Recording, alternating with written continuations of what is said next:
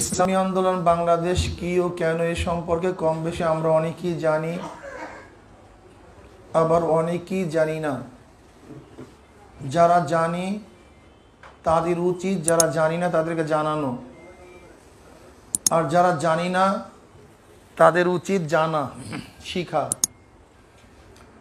এই ব্যাপারে আল্লাহ পাক রব্বুল আলামিন নিজেই কালামে পাকের মধ্যে ফরমান, ফাসআলু আহলা যিকরি ইন কুনতুম লা তা'লামুন।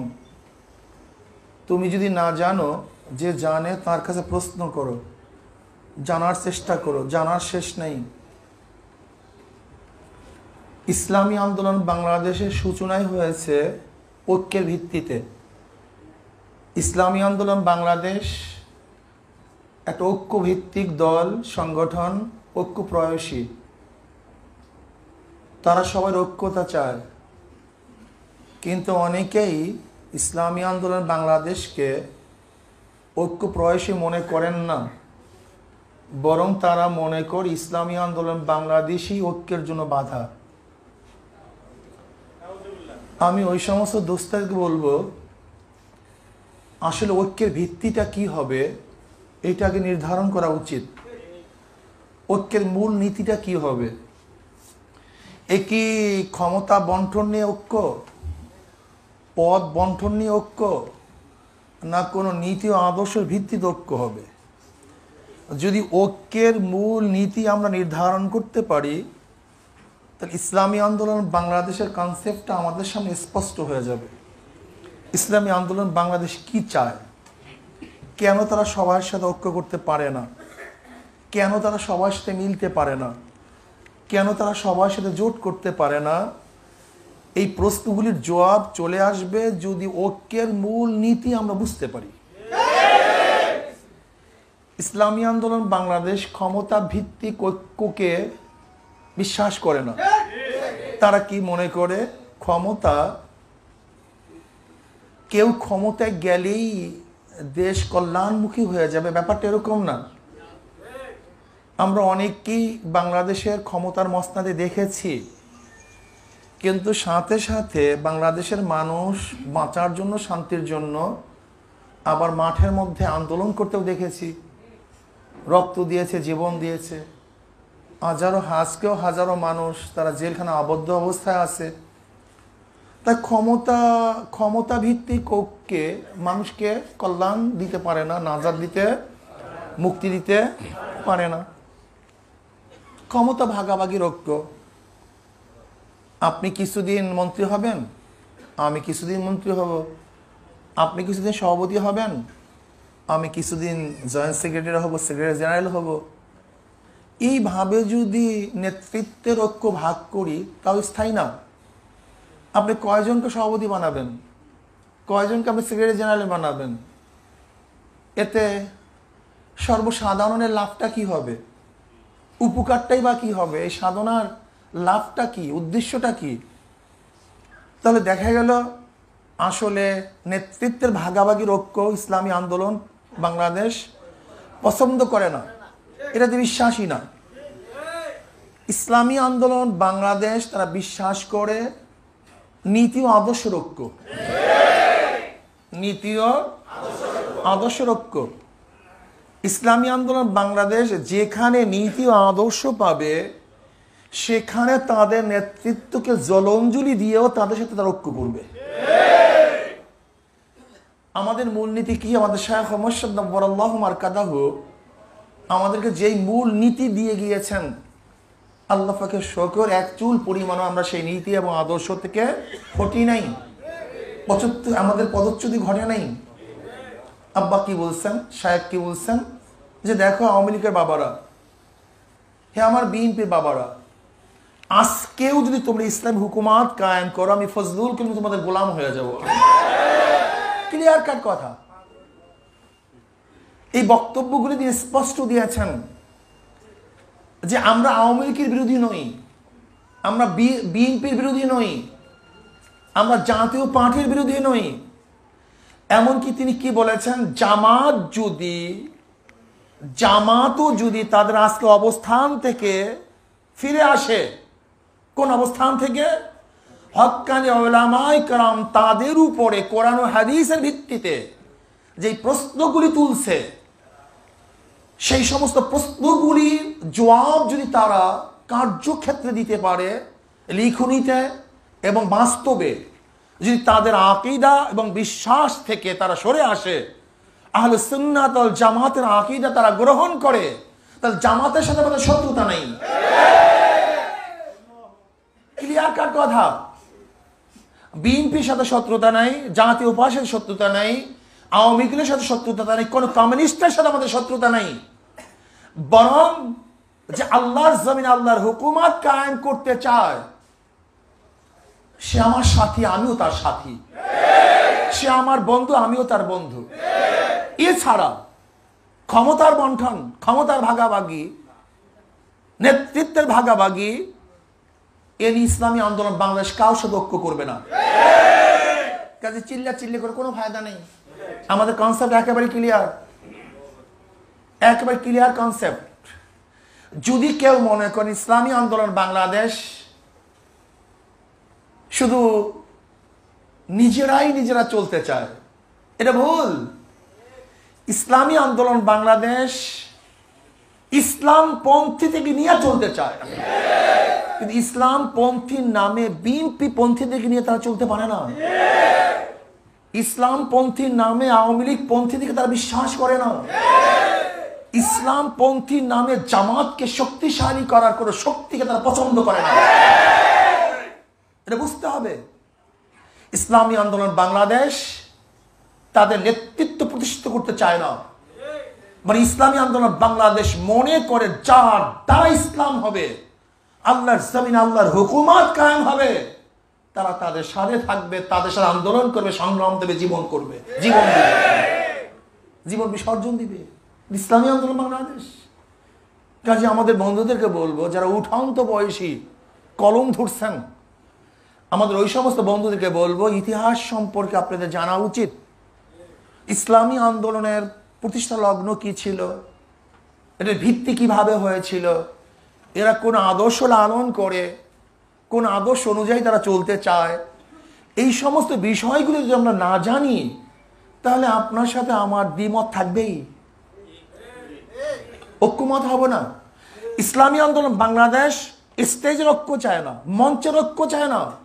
ইসলামী আন্দোলন বাংলাদেশ নীতি আদর্শের ঐক্য চায়।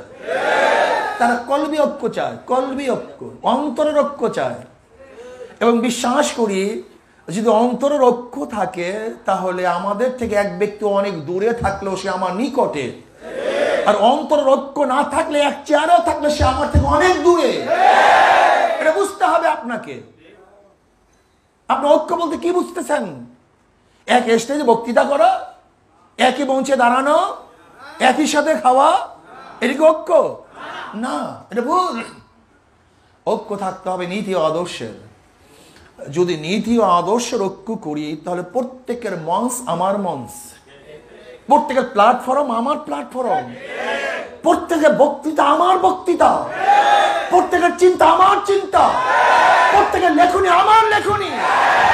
কিন্তু যদি মনের ঐক্য না থাকে, আদর্শের ঐক্য না থাকে, একই প্ল্যাটফর্মে আমরা আলোচনা করব ঠিকই, কিন্তু কুলুবহুম শাত্তা, এখান থেকে উঠবো তো তাদের সাথেই তারা মারামারি করব।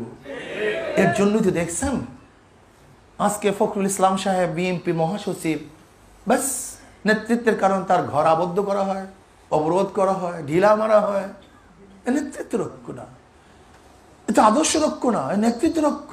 যতক্ষণ নেতৃত্ব আছে ততক্ষণ আমি তোমাকে মানবো, নেতৃত্ব নাই আমি তোমার গায়ে ঢিল ছুড়বো।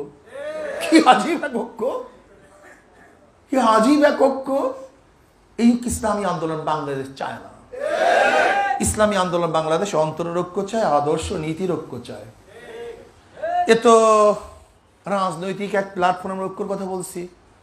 আর আমাদের মধ্যে কি ঐক্যতা চাই? ইসলামী আন্দোলনের যারা নেতা কর্মী থাকবেন, তাদের মধ্যেও নীতিমালার ঐক্যতা থাকা চাই। নীতিমালা কি বলছে, এখানে আমার কোনো দ্বিমত চলবে না। নীতিমালা অনুযায়ী আমাকে চলতে হবে, নেতার আনুগত্যতা আমার মধ্যে থাকতে হবে, আদর্শ লালন করতে হবে। একমাত্র আল্লাহর জমিনে আল্লাহর হুকুমত কায়েম করার জন্যই সাধনা করতেছি। দুনিয়ার পাওয়ার জন্য, দুনিয়ার নেতৃত্ব অর্জন করার জন্য, দুনিয়ার ক্ষমতা অর্জন করার জন্য, অর্থ উপার্জন করার জন্য আমি আন্দোলন করি না।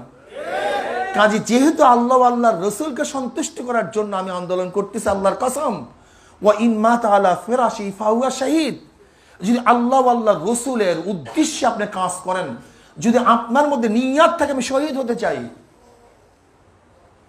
নিয়ত থেকে শহীদ হতে চাই, আল্লাহ তুমি আমাকে শহীদে মৃত্যু দান করো, যদি ওই ব্যক্তি তার বিছানায় মারা যায় তাহলে সে শহীদ হবে।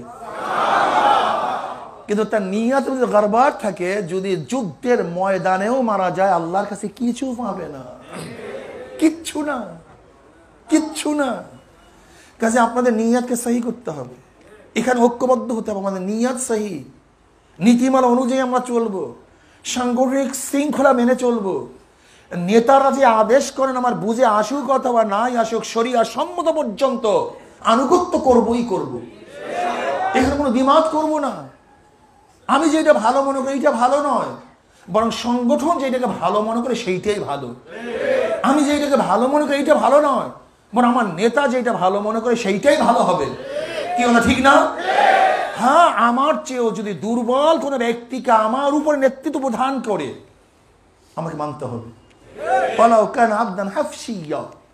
আমার চেয়ে অনেক দুর্বল, আমি তার চেয়ে অনেক সবল, শিক্ষার দিক থেকে সবল, সব দিক থেকে সবল, কিন্তু সংগঠন নির্ধারণ করছে এই ব্যক্তিকেই সেই আমার নেতা।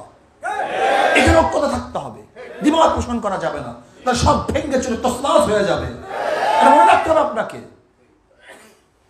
কেন আবদান হাফসিয়া, যদি একজন হাফসি গোলামকে আমার নেতা বানিয়ে দেওয়া হয় শরিয়ার সম্মতভাবে, সে আমার নেতা, এখানে কোনো দ্বিমত পোষণ করব না। যদি আপনারা আপুসের মধ্যে ঐক্যতা রক্ষা করতে পারেন, ইসলামী আন্দোলনকে ধ্বংস করার ক্ষমতা কাউ থাকবে না, কোন শক্তি এটাকে ধ্বংস করতে পারবে না, এটা বাড়তেই থাকবে। আপনার চিন্তার উপর, আপনার মতের উপরে সংগঠনের মতকে প্রাধান্য দিতে হবে, আপনার চিন্তা, আপনার ভাবনার উপরে নেতার নেতৃত্বকে গ্রহণ করতে হবে। আপনাকে ভাবতে হবে আমি জ্ঞানী নয়, সংগঠন জ্ঞানী, আমার মত নয় সংগঠনের মত, আমি বুদ্ধিমান না সংগঠন বুদ্ধিমান। কাজে সংগঠন যা বলবে সেইটি আমার মত, সেইটি আমার পথ, সেইটি আমার আদর্শ, সেইটি আমার নীতি। যদি এই কনসেপ্টের উপরে চলতে পারেন, এই সংগঠন ভাঙবে না, কেউ ধ্বংস করতে পারবে না, এটার ক্ষয় হবে না, এটা বাড়তেই থাকবে। কাজে আল্লাহ পাক রব্বুল আলামিন আপনাকে আমাকে এই কথাগুলি মানার তৌফিক দান করেন। আর আগামীতে নির্বাচন আসতেছে, ইউপি নির্বাচন ইসলামী আন্দোলন বাংলাদেশ অংশগ্রহণ করবে নাকি ভাই? সাধ্য অনুযায়ী তারা চেষ্টা করবে, সাধনা করবে। বলতে পারেন হুজুর নির্বাচনের অবস্থা খুবই খারাপ। হ্যাঁ, খারাপ ঠিকই আছে, কিন্তু নির্বাচনের আগ দিন পর্যন্ত তো মাঠ তো আমাদের থাকবে। হ্যাঁ, নির্বাচনের আগের দিন পর্যন্ত মাঠ তো আমাদের থাকবে। সমস্যা কি? দাওয়াত চলতে থাকবে, ঘরে ঘরে হাত পাকার বাতাস লাগাতে হবে, ইসলামের আদর্শ সব জায়গায় ছড়িয়ে দিতে হবে, সবাইকে ভাবতে হবে ইসলামের বাহিরে কোনো শান্তি থাকতে পারে না, ইসলামের বাহিরে কোনো আদর্শ চলতে দেওয়া হবে না ইনশাআল্লাহ। জেনা ধর্ষণ মুক্তর জন্য ইসলামী আদর্শই যথেষ্ট, অন্য কোন আদর্শ জেনা এবং ধর্ষণকে মুক্ত করতে পারে না। চুরি, ডাকাতি, বদমাশি, ঘুষ এগুলি বন্ধ করার জন্য একমাত্র প্ল্যাটফর্ম ইসলামী আন্দোলন বাংলাদেশ, ইসলামী আদর্শ। কি হলো ঠিক না? কাজী নির্বাচনের আগের দিন পর্যন্ত মাঠ আমাদেরই, কে নিবে? কাজী হাত পাখার সেই শান্তির বাতার যেন সমস্ত ঘরে ঘরে পৌঁছাতে পারি, সেই চেষ্টা সাধনা আপনাকে আমাকে করতে হবে, ঠিক না? আল জিহাদু হুয়া দুআউ ইলা দীনিল হক ওয়াল কিতালু মান লাম ইয়াকবালহু। জিহাদ শব্দের অর্থ তো মানুষকে দাওয়াত দেয়া, যে গ্রহণ করবে না তার বিরুদ্ধে লড়াই করা, ঠিক না? কাজী আমরা তো দাওয়াত দেব, দাওয়াত। কাজী নির্বাচনকে কেন্দ্র করে যত বেশি দাওয়াত দেয়া যায়, অন্য কোনো সময় এত দাওয়াত দেয়া যায় না। কাজী নির্বাচনে অংশগ্রহণ করব, দাওয়াতি কাজ করব, সাধ্য অনুযায়ী চেষ্টা করব। আল্লাহ পাক রব্বুল আলামিন আমাকে এবং আমাদের সবাইকে এই আদর্শ লালন করে পালন করে আমাদের শেষ জীবন ত্যাগ